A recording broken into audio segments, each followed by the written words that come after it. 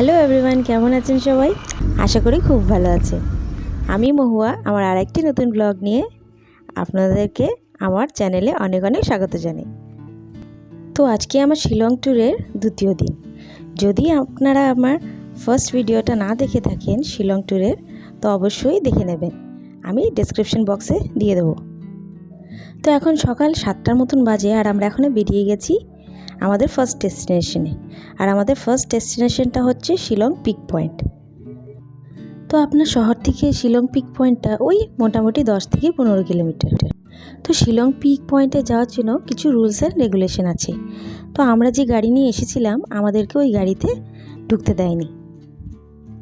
তার কারণ হচ্ছে আপনাদের যদি শিলং পিক পয়েন্টটা দেখতে হয় তাহলে ওটা একটা মিলিটারি ক্যাম্প থেকে হয়ে যেতে হবে, যেটা কি আপনাদের প্রাইভেট কার অ্যালাউ করবে না, মানে অথরাইজড কার হলে অ্যালাউ করবে।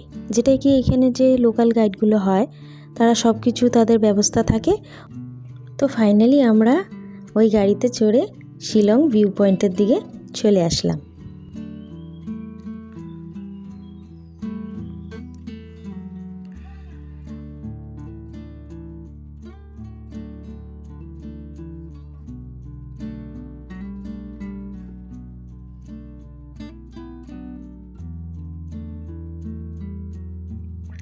এটা একটা খুবই সুন্দর ট্যুরিস্ট অ্যাট্রাকশনের মধ্যে পড়ে। এখান থেকে পুরো শিলং সিটিটা দেখা যায়। আর এর আরেকটা নাম হচ্ছে লটকার পিক। এখান থেকে কিছুটা হিমালয়ান রেঞ্জ আর বাংলাদেশের প্লেন্সও দেখা যায়। খুব সুন্দর ভিউ হয়েছে, দেখুন। দেখে যেন ওর চোখ ফেরানো যাচ্ছে না। এই মনসুন সিজন এসেছি তো ওর জন্য মেঘগুলো যেন ভরে ভরে পাচ্ছি, যেখানেই যাই শুধু মেঘই মেঘ। হবে বটেই, মেঘের লয়া মানে মেঘালয়, তো মেঘ তো হবেই।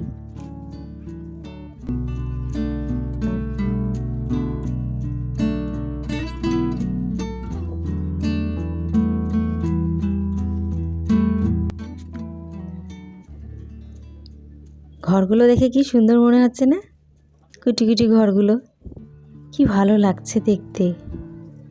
আর মেঘগুলো এত সুন্দরভাবে হাওয়ার মধ্যে বয়ে চলে যাচ্ছে আর গায়ে যেন হালকা হালকা একটু বৃষ্টির জলের মতন পড়ে যাচ্ছে, কি সুন্দর লাগছে দেখতে।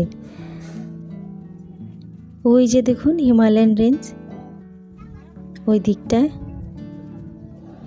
চোখ ফেরানোই যাচ্ছে না, শুধু মনে হয় এখানেই দাঁড়িয়ে থাকি, শুধু এই ভিউগুলো দেখিয়ে যায়। মানে আমি আপনাদেরকে বোঝাতে পারছি না যে এত সুন্দর ভিউ, এত সুন্দর লাগছে দেখতে।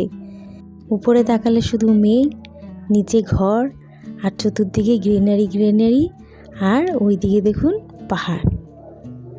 কি সুন্দর লাগছে দেখতে, দারুণ হয়েছে দৃশ্য, বলে বোঝাতে পারছি না। খুবই ভালো হয়েছে দৃশ্যগুলো দেখতে, এত ভালো লাগছে দেখতে।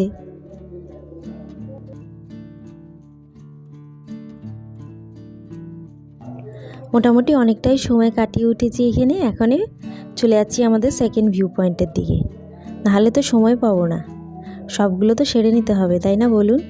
তো আমরা চলে যাচ্ছি আমাদের সেকেন্ড ভিউ পয়েন্টে, যেটা হচ্ছে এলিফ্যান্ট ফলস। এই এলিফ্যান্ট ফলসের অনেক কাহিনী আছে। শুনেছি নাকি এই ওয়াটারফলসের নামটা ব্রিটিশদের দেওয়া। এই যে ওয়াটারফলসটা দেখছি সেটা নাকি একটা এলিফ্যান্ট রকের মতন দেখতে ছিল, তার জন্য এর নামটা তারপর থেকে এলিফ্যান্ট ফলস হয়ে গেল। তবে ওখানে যা লেখা আছে সেই মতে 1897-এ যখন একটা ভারী ভূমিকম্প হয় তখন এই রকটার আকারটা কিছুটা পাল্টে যায়, বাট নামটা থেকে গেল এলিফ্যান্ট ফলস। এই ওয়াটারফলসটা একটা পারফেক্ট শুরু ওয়াটার চেজিং করার জন্য। এরপর একে একে অনেক ওয়াটারফল আছে দেখার জন্য। মেঘালয় তো বিখ্যাত ওয়াটারফলসের জন্য, অনেক প্রান্তের থেকে ট্যুরিস্টরা এসে থাকে এইখানে মেঘালয়ের ন্যাচারাল সৌন্দর্যটা দেখার জন্য। এলিফ্যান্ট ওয়াটারফলসের মোট 3 ধাপ জল পড়ে, তবে শেষটা খুবই সুন্দর। চলুন তাহলে দেখা যাক শেষ ওয়াটারফলটা কেমন দেখতে হয়েছে। চলে আসুন আমার সাথে। এইটা হচ্ছে সেকেন্ড, আর আমি এখনো চলে যাচ্ছি থার্ড ওয়াটারফলের দিকে। তো চলুন আমার সাথে থার্ড ওয়াটারফলটা কেমন হয়েছে দেখে নিই।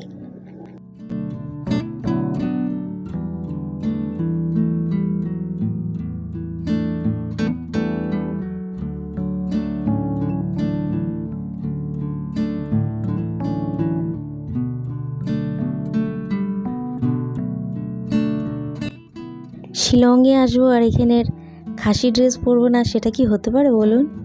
তো সবাইরা পরছে দেখে আমারও খুব ইচ্ছে হলো, তা আমিও পরে নিলাম। এখানের যে লোকাল খাসি ড্রেসটা হয় সেটা পরে নিলাম।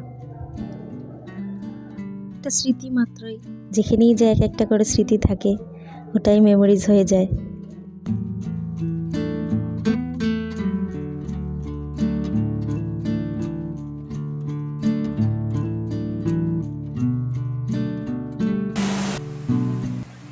তো ফাইনালি চলে আসলাম আমরা যে 3 ধাপের যে ওয়াটারফলটা, এটা হচ্ছে সেই লাস্ট ওয়াটারফলটা। আর দেখুন এই ওয়াটারফলের সৌন্দর্যটা কি সুন্দর, আর আশেপাশেও কি সুন্দর দেখা যাচ্ছে। আর আজকে আরও সুন্দর কেননা আজকের বৃষ্টি হচ্ছে, তো বৃষ্টিতে জিনিসটা যেন আরও খুব সুন্দর ফুটে উঠে তুলে ধরেছে।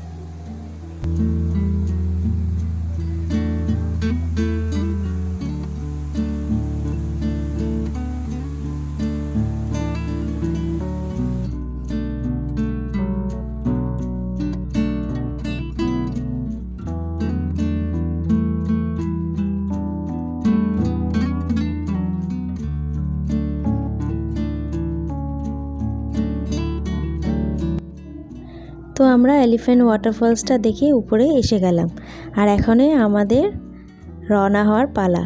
এখন আমরা এখানে মোট একটু বসবো, একটু চা আর স্ন্যাক্স করে এখান থেকে আমরা রওনা হয়ে যাব। এখন বাজে 1টা।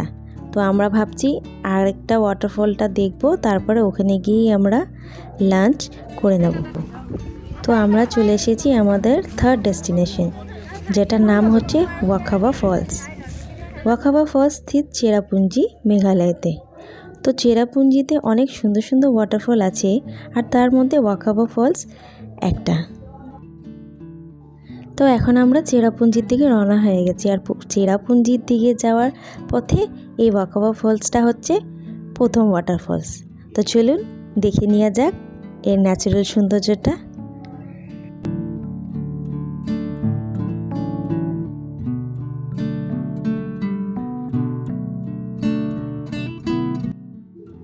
দেখেছেন কি সুন্দর লাগছে না দেখতে?